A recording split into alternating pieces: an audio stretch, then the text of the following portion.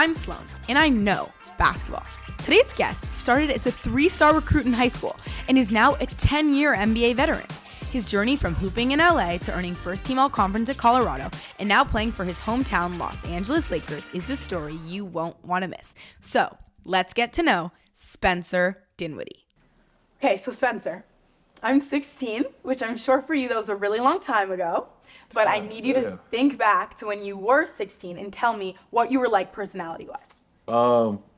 I mean, not to age myself. 16, like half my life ago, I guess. Yeah. I mean, I was a sophomore, junior in high school. At that time, I was kind of starting to come into my own as a basketball player. I understand I was probably gonna, at least be able to go Division I. So yeah, I mean, I think there was a lot of maturation and growth that kind of was happening at that time, and but I was still in a normal high school experience. It seems like you're traveling the world and living out your dream already. Yeah, it is really cool. So at 16, obviously, you grew up in Woodland Hills, which for those of you who don't know is basically a little bit outside of Los Angeles, but at least being in that area, did you have any relationships with any NBA players? So actually, I grew up in in the heart of LA, in South Central area. I mean, by the time I was 16, though, I was living around View Park, which is close to Culver City. I bust out to Taft. The Woodland Hills there. I mean, I went to high school with Larry Drew. He ended up, having a couple stints in the NBA. You end up crossing paths with a lot of guys just in the high school AAU circuit anyway. But I wasn't super heralded, and I didn't have anybody in my family that was in the NBA or anything like that. So I didn't get to kind of get ushered in or groomed into that situation. Have you always been a Lakers fan? Yeah. So your 16-year-old self would be this would be crazy. Oh no! Listen, if you could have told my 16-year-old self that, hey, in your 10th year in the NBA, you're going to play for the Lakers and all that stuff, he would have took whatever consequences came with that. He'd have took both ACL tears, all that stuff. Anything to be here? Yeah. Well, I'll do it. So I heard that in high school, and now obviously, you're really smart. How did you balance being a student and an athlete? And I guess what advice can you give to kids that are trying to balance that student-athlete life? Yeah. I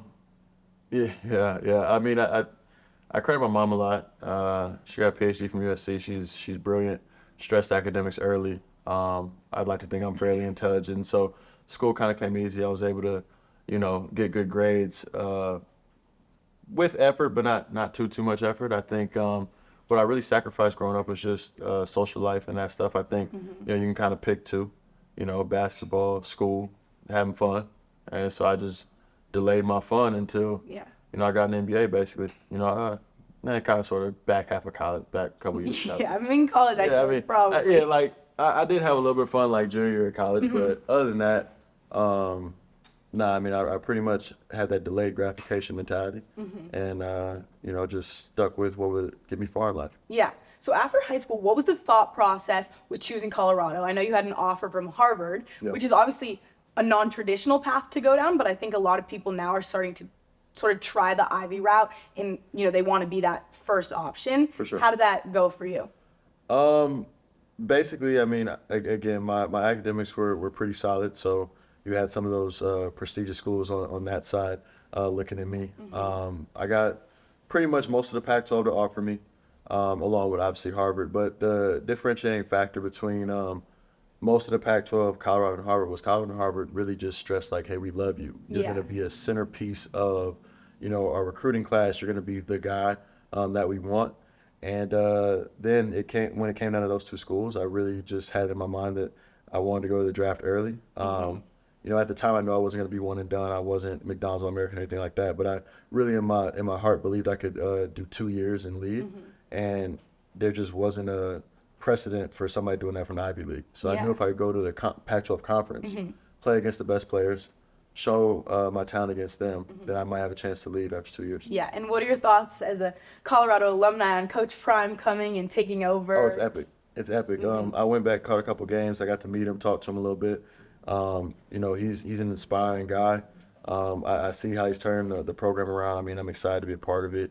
I loved every second of going back. Yeah, super cool. So I guess now we jumped around, we were talking about college, but I want to go back to high school for a little bit. So you were a 3-star, and you were ranked 128th nationally in high school, which is not necessarily a common route for a guy who's now been in the NBA for 10 years. What advice would you give to high school athletes who are not top 10, top 100 recruits, but want to succeed in their sport? I mean, I think being realistic with your game. I think, for me, I grew gradually. I wasn't very athletic, so I had to gain a lot of skills and versatility. I think as I was able to get taller, stronger, and more athletic, that's kind of when my game blossomed. So that's why I was kind of a late bloomer in that standpoint in terms of high school. But yeah, I mean, the more you can be realistic with your craft, work hard every day, obviously develop a routine, but just never be too big for any role. Yeah. I think that's how you last 10 years in the league. I've been everywhere from a first option to literally the 15th option guy that doesn't dress and is about to get cut. So, and each role 1 through 15 has its own challenges that you have to be prepared for. I love that. Also, so I know in your class of all those 127 recruits above you, there was Michael Carter-Williams, Anthony Davis, etc. Growing up in the AAU circuit, can you tell us a story about playing a guy like that? I mean, my best AAU story is probably when we won the Adidas Super 64 going into my senior year. Yeah, I mean, we played like Memphis Elite and other guys that were big time at the time. We were kind of an unheralded secondary pump and run team from California, was able to win it. I know now it's like all EYBL, Nike circuit and stuff, but back then the Adidas circuit, like it was like, what was it, Adidas Big Time, Super 64, then there was one at LMU that I can't remember the name of, were like the big time tournaments at the time. So it was the equivalent of like winning the EYBL type of thing. What are your thoughts on the way that sort of AAU basketball has evolved into this now like crazy thing on social media, and everyone knows these kids before they even make it anywhere really close to the league? I mean, I think in terms of exposure, it's dope, right? Like you want everybody to be able to expand their brand, get their money, capitalize on name and likeness and all that stuff. I think for the priority of, or the prioritization of the in-game experience, I think is kind of trash now. Because I've seen, some guys like let guys go get dunks and, so they can get their highlights 360, you know what I'm saying, dunks on the break, stuff like that. Like, coming up, we played to win. Yeah. You know what I mean? And that was just it. Like, you went out there, you tried to win the game, you won or lost, whatever it was, you tried to learn, get better. Like, it was kind of a simple formula. We didn't have as much outside noise, and we weren't giving guys breakaway dunks, like, just so they could get their, mixtape off or whatever. Like, so to me, that's something that I'd love to see change for sure. Yeah. And I think on that note, something interesting is like, it's like guys are playing for themselves, not their team. Exactly. Because they want to shine, not their team, but it's a team sport. Yeah. And don't be wrong, there's always going to be an element of that, right? Like in the NBA now, everywhere you go, like everybody wants to do well. You know what I'm saying? But you have to understand your role and try to be a star in that as well. For the collective success, because rising tide raises all ships. And like I said, there's been times where I've averaged 20 in the league, and a 16-point game or 16-point game might be considered bad, and obviously we lose, and I have to be better. Whereas like I've been, again, the 6th, 7th, 8th guy, whatever. You come in, you get 16 points. You probably played really well because you're super efficient. You helped your team win. It's the same number, but different context, and so guys got to understand that. Yeah. So I liked hearing about you at 16. Again, that was so long ago, I know, almost half of your life ago. I feel like I really got to know you as a 16-year-old. I don't know if we would be friends. I feel like maybe we would. I thought it would be cool. Yeah, but okay. Yeah. Cool. Now I want to know about you now. So Spencer, what was your I made it moment? I made it moment?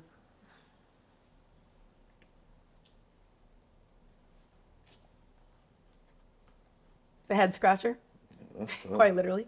Yeah, no, that's tough. I mean, I haven't really dwelled in some of the accomplishments. I mean, I'd probably go back to maybe my game winners against Detroit, which probably came in my 4th year in the NBA, maybe. Just because of everything that had gone on. My first 2 years not playing at all, pretty much. Getting cut, in D-League, signed to Brooklyn, all that sort of stuff. And then, to come back, play the Pistons. It had to be my 4th year. I don't think it was my 3rd year because I signed late that year. But yeah, probably my 4th year and having the game winners, one in Little Caesars, And then, you know, a couple big shots in Barclays as well. Probably was when I really felt like, you know, actually, let me take that back. Okay. Let me take that back. Okay. Yes, those were big time moments where I felt like solidified in the NBA, but probably the one game that I can remember in Detroit that I remember being like, I belong, was against the Wizards, ironically. John Wall, who I just did a podcast with, and somebody that, you know, at the time was one of the best point guards in the league you kind of look up to. I think that was like my first 20-point game or something. I would say that was cool. I like tip dunk my own miss in that game and stuff. It was kind of cool. Yeah. I saw on the John Wall podcast that you said you're going to sleep for a year after you retire. Like, Yeah. Are you being for real? Do you think? Yeah. You're going to Yeah. get like a man cave and like hibernate? Yeah, I'm a hibernate. Okay, cool. Yeah, nah, like you said, I mean, think about it. I climbed from, 128 in my high school class to even get to the spots and things, and now 10-year career. And, you know, that's been an odyssey of itself, you know, where things have happened that haven't necessarily been the greatest. And, you know, now when it's all done, You deserve it, yeah. I'm going to take a nice little siesta. So obviously the free agency process is something that you're very familiar with and people in and around the league are very familiar with. But us fans, we have so much to say about it and sort of don't really know what actually goes into it. When you are looking at teams and talking to them, what are green flags that you look for?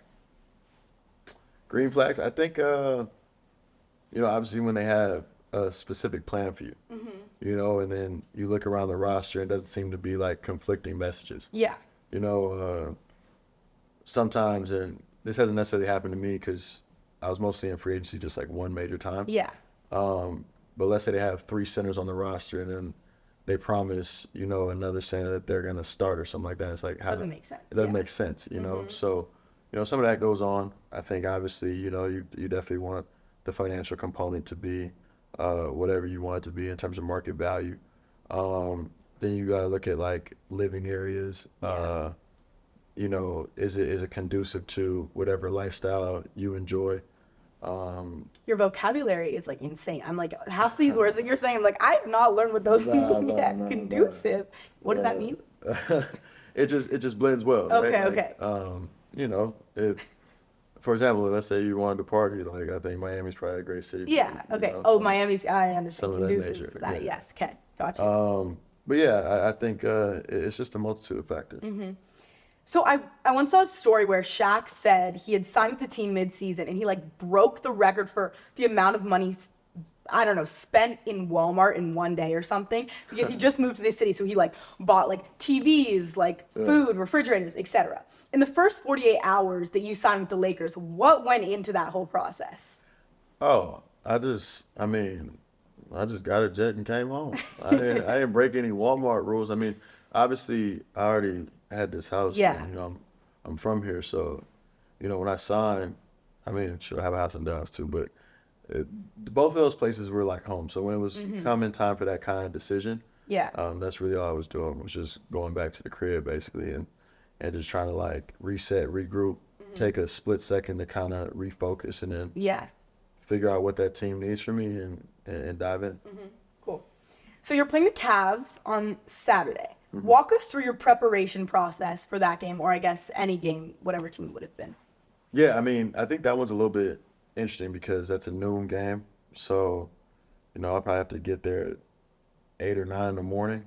So, you know, I'll be up relatively early. Yeah, it'll probably just be smoothies before that game. Nothing too crazy. What's your smoothie order? No, I can't. If I give you a can't secret recipe, disclose if I give you a secret recipe, I gotta kill you. Okay. I tell you Oh my God. Okay. That's the way it works. Okay. That's the secret sauce. That's what like. That's what. Because- That's beef and fruit, or how I. Every city you drink the same smoothie. Roughly. Wow. Roughly, I have That's a crazy. couple staples in the smoothie, and then sometimes, you know. You switch it up. Okay. Yeah, and then also sometimes certain cities have more health food options like sea moss, etc., and some don't. So, you know. The situation is giving like Plankton from SpongeBob, where they like steal the secret thing for the Krabby Patty. You can't do that. Krabby Patty formula, it stays locked up in the safe. On the topic of food, what is your post-game cheat meal? Cheat meal? Yeah. Cheat meal is like when you're like, because, you know, you're an athlete, right? Like you have to be really healthy. But like, let's say you just like have a really good game, whatever, and you go home and you're like, oh, I need to go to Chick-fil-A, like that type thing. Oh no, I don't need no bullshit like that. Oh, so you never had a cheat meal? I didn't say that. Okay. Basically, so like 90% of the time I eat steak and fruit. Like that's my entire diet basically. Okay. But Wait, how do you cook your steak? medium. Okay, same. With that being said though, my cheat thing to do Mm-hmm. is peach cobbler. I love peach cobbler. Okay, strong. But that still follows with like the fruit thing, you know? No, Like, but that's okay, well that's true. There's other things in there. Yes. I meant like raw fruit basically, like Oh. not like or blended in smoothie. Oh, but I see. Raw I see. fruit and Okay. blended in Okay. smoothie. But Mhm. Well, okay. This question now has changed a little bit because you seem pretty picky. But what is your favorite restaurant in LA? I don't have one, but my favorite restaurant in New York, which I was just there, is Cote.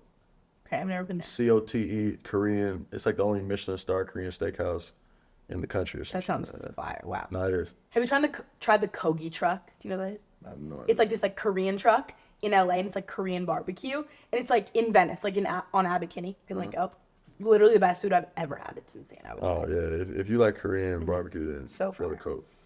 Which NBA fandom is the craziest to play against? I guess.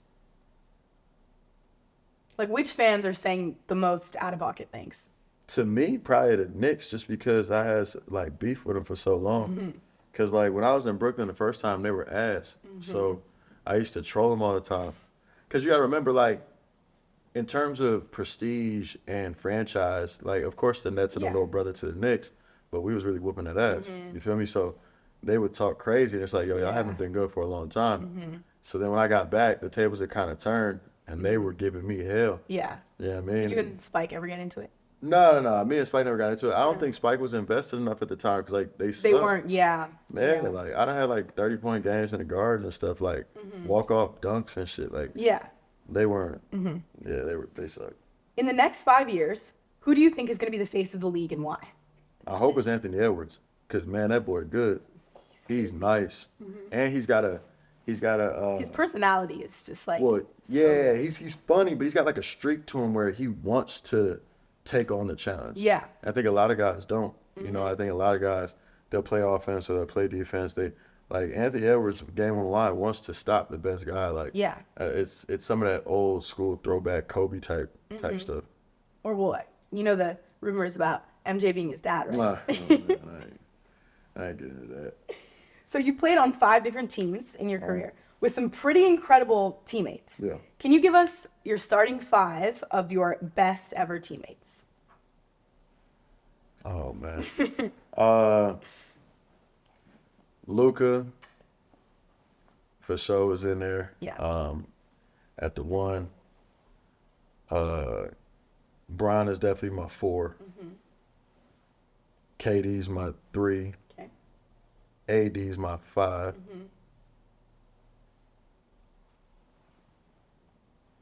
I didn't really play with James. You feel me? Like we Yeah. were on the same team, but I didn't really play with him. Yeah. So I mean, I would probably have to go Kyrie at the 2. No Jalen Brunson love?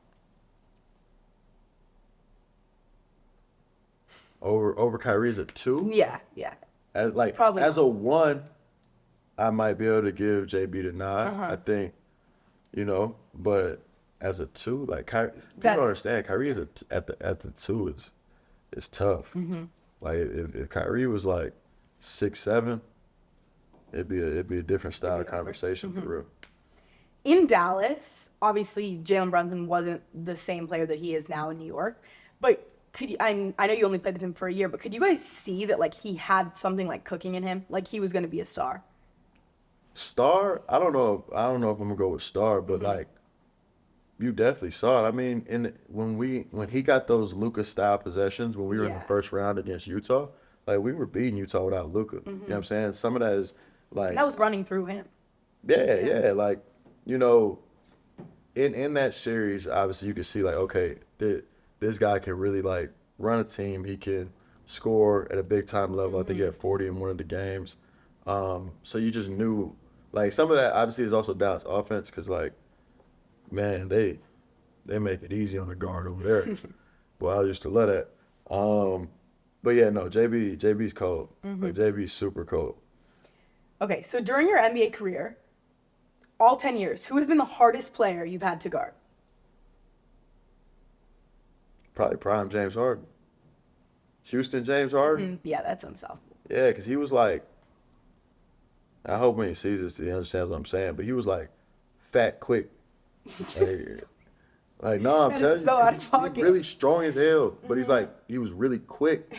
So all that like blow you to sleep, tween, and then he'd hit that sharp cross, and if he shifts you, he gets you on, you know what I'm saying, on his hip. You're not getting around him, and then obviously we all know about the step back. Yeah. He got the leg kick the whole nine. It's 4-point play, and when you go back 5 years or so, when he was doing all that sweep through stuff, they was calling it every time. Yeah, he gets loaded. Yeah, like now they don't really give it to him And the he was same. skinny then. Skinny, yeah. I mean, he wasn't ever skinny for real, but like he would do that. Hit in the game with 20 free throws, 15 threes. Yeah. Taken, obviously, not made, because that'd be insane. Yeah. But, so like, how are you gonna stop that shot Yeah. profile? Like, he's gonna make 18 out of 20 free throws. He's already in a rhythm. If he makes 7 out the, 20 or 7 out the 15 threes, he's already at damn near 40 points. Yeah. It's crazy. I hear you. So now, obviously, you're LeBron's teammate. What is one behind-the-scenes thing that he's done that's really, like, show you, like, he's just that great? I think it's just his routine. Every day he's locked in, ready to go. He's always getting his work in. He's militant about it, more so than anybody I've ever seen in my career. And obviously I've been around a plethora of great players, but he just seems to be the most like diligent. Yeah. Like every single day. Okay, Spencer, so like in a high school yearbook where there's superlatives, like who's most likely to be president, who's most likely to, be famous, whatever. Me and you are going to do some Lakers team superlatives. Gotcha. Okay. So, are you ready? Yeah. Okay. Who is the most strip? Vando. That's obvious. Okay. Who has the best playlist? Playlist. Or like on the team bus, who's getting off? I think AD might get the ox. Really? I think he does. I wouldn't even expect that. Okay. Who has the best golf game? AR. Yeah, obviously. Okay. Who has the best crib? And it can't be LeBron or yourself. Nah, AD got the best crib. Like D-Lo did that backyard podcast. Says like the White House. Different. It definitely ain't mine. I mean, mine. I think it's cool. I like this house. There's such good lighting. So I didn't get it for the lighting, but thank you. I think You're it's welcome. solid. That's always how I think. Like I have a TikTok mindset, Okay. Like especially when I walked in, I was like, okay, and then I already like started taking selfies on the couch, I ain't mad at it. Do your thing. Who is the team dad? Team dad.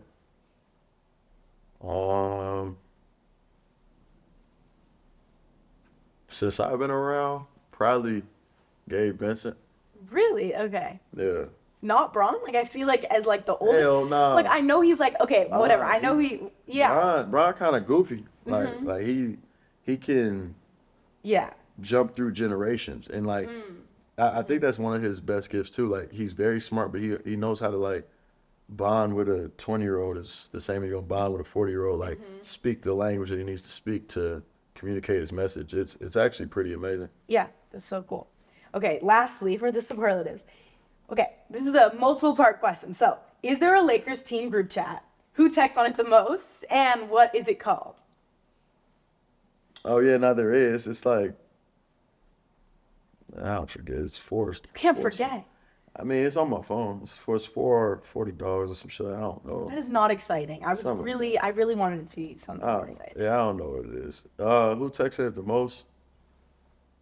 I know who gets ignored the most is Rui. So Nobody want to hear what Rui got to say. That's so sad. Yeah. How's his English in texting? Oh, he texts English perfectly. It's Okay. just when he speaks sometimes. Yeah. Do you text on it a lot?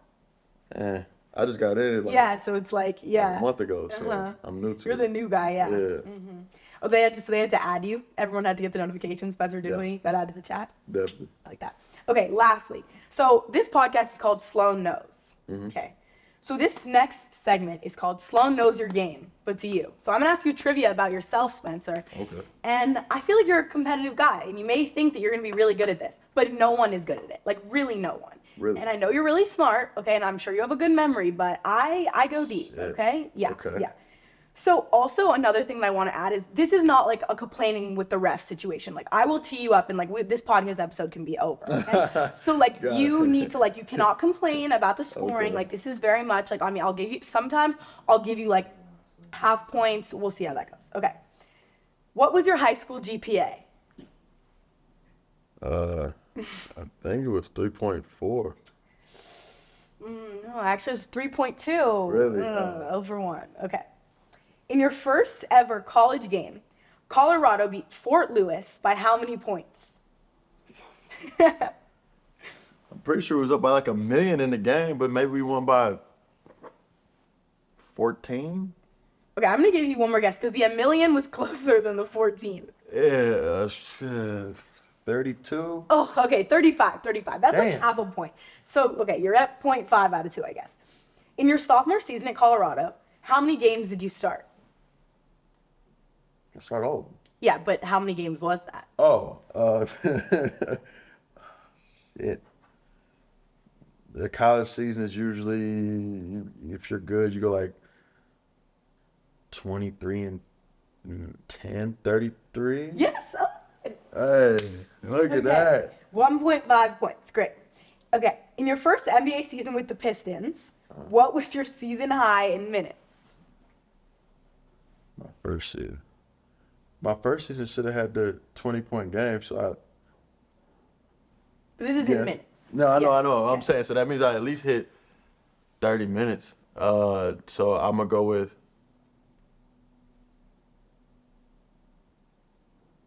no. I'm gonna go 28. Oh, so close. 29. That like has to be. That's sort of credit. That come was on. pretty good. That was pretty good. I gotta give it. Yeah. And I could see like it was rolling there. Yeah. Yeah. Okay. So like 2 points. I feel like that's like basically where we're at. In 2019 to 2020, you averaged the most points in your career with the Nets. How many points did you average per game? But I want to be like exact to the decimal. To the decimal. Like my math teacher would be like, you have to round, or else it does not count. I know roughly what it was, but I'm gonna go 20.6. Spencer. Okay. Yes, that is correct. So I always say Wow. 21, so I remember it was over 20.5. Yeah. Which I guess technically, if you were to round up, it would be 21. Because we're both so smart, so we're just There like. you go, like that. man. Okay. So we're at like 3 points. Wow, that's much better than most people have been doing. Right. I mean, even though you didn't go to Harvard, you have a Harvard brain. Spencer. Wow. Okay. Should ask the SAT score. I remember that one. 1,400 out of 1,600. Yes. I saw that. There was an article written in the Harvard Crimson about how you had a 1,400. And can you actually tutor me? I'm doing my stuff right now. I need some tutoring. Fun fact: I took that my freshman year high school, and then I Wow. took it again. Oh my gosh. That's Okay, why. That's why I didn't take the 2,400 one, because like by my junior year, they said if I took it again, then I have to do that one. I was like, Yeah. I'll just live with that score. No. Okay. How many threes? Oh, sorry. This season, how many threes did you average per game? Or how many threes have you averaged per game? Oh man. Taken or made? No, made. 2. Well, okay. To the decimal. Fucking A. 1.8. Yes. Spencer, Oh, oh hey. my gosh. Okay. Hey, listen. This is the best Sloane Knows trivia of all time. Hey, Wow. man. Okay, well, we'll see. You have a good memory. I think you can get this. You were drafted 38th in the 2014 NBA draft. Who was drafted 37th and who was drafted 39th? No. 37 was DeAndre Daniels. Yes. Do you know where he went to college? UConn. Yes. Okay. He went to my high school. Oh, That's how- okay. that's Yeah. what- Exactly. Okay. 39th. Was that I can give Jeremy Grant? Yes. Can you tell me where he went to college? Syracuse? Yes, there we go. Okay, 2 points. 6 out of 1, 2, 3, 4, 5, 6, 7. 6 out of 7. Oh my God. Hey. Okay, this is crazy. Hey. This is crazy. So this is Hey. your last question, okay? What was your free throw percentage your rookie year? It was high as hell. Yes, it It was was. high as fuck. It was like, because I didn't take none, but it was like, it was Yeah. like 90, 91 or 92 or some shit like that. But to the decimal. 91.8. 2. Okay, this has to be a cheat code. Yes, that's crazy. Oh my God. Hey. This is a Sloane Knows legend Hey, listen, right here. Okay? Listen, this is what I do. This is Spencer knows what at this I point. do. This is crazy. Now, Spencer, for the last question, who do you want to nominate to be the next Sloane Knows guest? To beat me or just to do it? To do it, and then maybe if you want to be strategic about this, you would pick someone that wouldn't beat you. You know what I mean? Oh, if I want to pick somebody that ain't gonna beat me, I nominate Luka Doncic. Okay, I mean, that is a good nomination. Luka Doncic, you heard it right here. People, Spencer Dinwiddie, Luka, we're about to take that phone call right after this episode. And if I want to nominate somebody that possibly could Yeah. beat me, LeBron James. Oh, what a great nomination. listen. That's so Wait, I've actually never heard of that guy. I don't think I can have him on. He's not like big enough as a guest, I think. No, he's not really there Yeah, yet. no. But you're on here. 'Cause you're- It is. Thanks, guys. Bye.